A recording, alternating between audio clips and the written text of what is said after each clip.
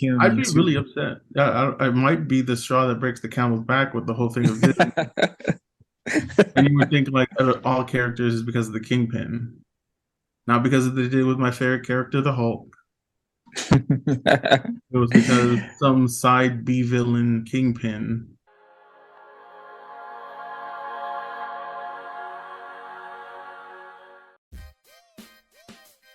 So my other thing is talking about Kingpin, him going back. At the end of this show, it seems like she like heals him. I don't know, heals him of his childhood trauma or whatever. I don't really fully know exactly what happened. And now he's going back to, he wants to run for mayor. How would you feel, Mike? Because MCU has this track record of taking their villains and kind of slowly developing them into an anti-hero. You have Oh, Loki. You have, what's the Gamora's sister, Nebula, Loki, even Zemo. Baron Zemo is now almost like pretty much an anti-hero. So it's like, would you be upset if MCU tries to transform Kingpin into this person that's like he might actually help out Spider-Man and Daredevil because he wants the city to be his way? What would you think about that, bro? well, see, what you just asked are like a couple of different things, right? If they make it so like Kingpin is trying to make it seem like he's now been reborn, right? And he helps out any of the heroes, right? But if they don't make it so you know already that he's just doing it to actually come out on top, if they literally try to like give him a redemption arc where he becomes a good-ish person, I honestly don't know what I'd do Well, that's the because thing. So would you be like, would you hate it if it's yeah, oh real? yeah, oh yeah. If they made him into a character where he's like, no, I actually want to do this for the betterment of New York City. That's not Kingpin. That's like that's Walter White the opposite direction. Yeah, yeah, But it's not believable because that's not who he's ever been. yeah. And so I honestly don't understand what that whole thing was, what she did for him, or just made him realize that he needs to no longer be somebody tied down by things that keep Trauma, basically. no that keep him from being the person that he's truly meant to be. Hmm. Vanessa, he loved her so much that he sacrificed a lot. He was in love with her, and he couldn't see her anymore because he sent her off because he thinking that somebody's going to kill her. Now Maya is doing this, and she betrayed him once, and then again. Hmm. So maybe it just made him because it made him do the flashback to when he was a child. Maybe he realized that he needs to be like he was when he was 12 years old and he killed his father. Mm. So maybe when they showed it that way, they actually meant that it cleared his mind of being tied down to anything that will keep him from being the kingpin that he wants to be. Almost like how in Death of the Family, how Joker was saying that the Bat family is the one that's keeping Batman down. The love for other people is what Yeah. keeping him right. So Hmm. maybe that's what happened. Maybe that enlightenment or anything that he saw was the clearing of his mind. Yeah. I don't I know don't know, though. man. That was my question. I was like, I wonder how Mike would feel if they were like trying to make him I'd be into. really upset. I might be the straw that breaks the camel's back with the whole thing of Disney. And you would think like out of all characters is because of the Kingpin, not because of they did with my favorite character, the Hulk. It was because some side B villain Kingpin, who's just a man that anybody can really just beat up. Captain America can pick him up and throw him. He has super soldier. Like but that's who breaks the camel's back is Kingpin. Kingpin becoming a hero. Yeah, bro.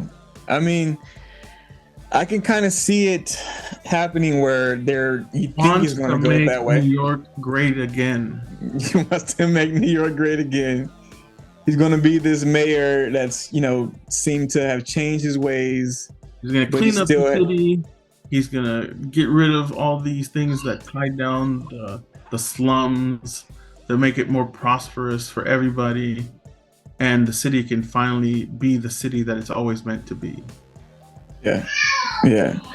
That's what I'm saying. I don't know what they're going to do. Maybe they going to have where Daredevil was like, I can't really kill him or destroy him because I need his connections to keep the city running the way it should, running the proper way.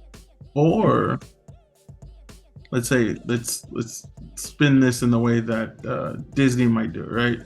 So maybe that they're gonna make, like I said, the Kingpin's gonna act like he's doing this for the city. If you remember, he started doing that in the Netflix series before it came out that exactly who Wilson Fisk really was, right? So in the show, they're actually gonna make Daredevil the vigilante, because that's what he really is. He's a criminal. Like, he's beating up these people, and he's not going to jail. So they're like the Spider-Man, like, hey, you did exactly what I did to somebody else, but they let you go. Yeah. So they're going to show him going after Kingpin, and Kingpin's going to use that against him. But guess what? That's what happened in the Netflix series. Man, you know what? I do need to revisit the Netflix series because a lot of it is kind of just a blur to me. But I don't know what they're gonna do with Born Again. I don't know what the storyline is. And you know what's funny? It's like, I'm thinking about it. The Netflix series. You have Daredevil, Luke Cage, Jessica Jones, Iron Fist, and Defenders. Iron Fist is a terrible show, but it's better than Echo. Oh man, from what I remember, I don't know, man. I can't. I don't know if it's better, bro. What do you think, Richard? Do you remember Iron Fist? Never saw it. Oh man, did you see Jessica Jones? The only ones I watched on Netflix was Daredevil, Punisher, and Jessica Jones. And I remember starting Luke Cage, and then I just kind of other things came up. Okay, Luke Cage, the show is okay. The ending fight. Well, both seasons were okay. Leading up to, I don't want to spoil it for. Just spoil it. Okay, leading up to where Cottonmouth dies. Cottonmouth was set to be the next Kingpin. I told you, CJ, when that show aired, Cottonmouth is an amazing villain. Yeah, he was good. The guy who now is going to play, and he playing Blade. Wait, hold on. So you're telling me Cottonmouth is Blade? Maybe he didn't really die.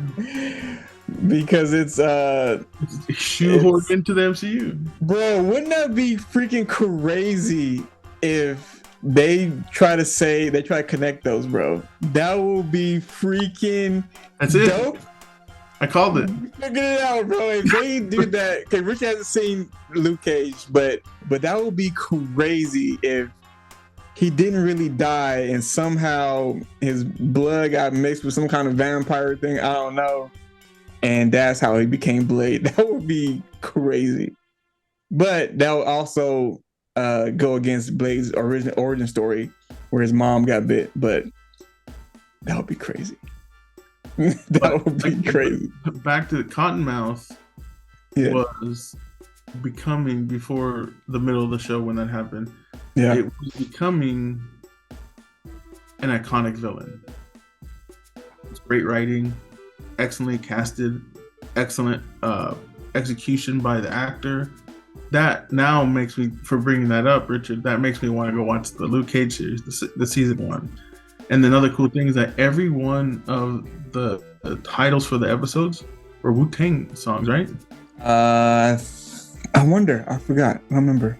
I think it was something, either they're all Wu-Tang songs or they're all New York rapper, like iconic music. And because the nightclub was the centralized like location theme, you know, for villainous things happen, like villains were there. And yeah, Cottonmouth was gonna be like my favorite. Like, if they fleshed him out and continued him, the series, he would have been up there with Kingpin for me in Daredevil series. You know what? With the Netflix series, or I guess universe, as to say, I liked it a lot, but I didn't continue with all the seasons. Like with Daredevil, I never watch season 3. Punisher, I never finished season 1 of Punisher. I watched Iron Fist. I didn't watch the second season. Jessica Jones, I didn't even know there was 3 seasons of Jessica Jones. I watched the first season and it was great, but I didn't finish it up. The Defenders, I watched like the first 2 episodes and I stopped. So I don't know. I wonder if our memory, that nostalgia is like, we thought it was, for me, I thought it was so amazing because, you know, your first time seeing this grounded content. Pump your brakes. No one said the rest of the stuff was iconic or amazing. All the first seasons. Daredevil was iconic and amazing. Punisher was iconic, amazing. Jessica Jones was probably next on that list, especially because it was great. And then you have Luke Cage, then Iron Fist, then Defenders. Yeah. So I think it's one of those where that first starting series that started everything, that season 1 of Daredevil, it's still one of my favorite of all time comic book series. Mm-hmm. And I'll put up there with Legion season 1, amazing. You know, that'd be crazy if they shoehorned that into the MCU. That'd be crazy. Not until the X-Men up here though. Yeah. But yeah, Daredevil season 1 for me is like my favorite show of all time, because it was just perfectly done as an origin story, not just for the hero, but also for the villain. Yeah, they both become themselves or who they're supposed to be by the end of the first season, and it was just done so seamlessly. Mm-hmm. Mm-hmm. And that's what I missed at the beginning. I hated Kingpin. I hated Vincent D'Onofrio, how he interpreted Kingpin, so socially awkward, so like weird, right? Because he was never like that in the comics. He was always like this confident type dude. But then I realized that, because he's not Kingpin yet, he's Wilson Fisk. He is becoming that person. So yes, in entirety, it's almost like a Walter White experience where he was this, but he always had it in him, and then he fully became fleshed out the Kingpin. Yeah.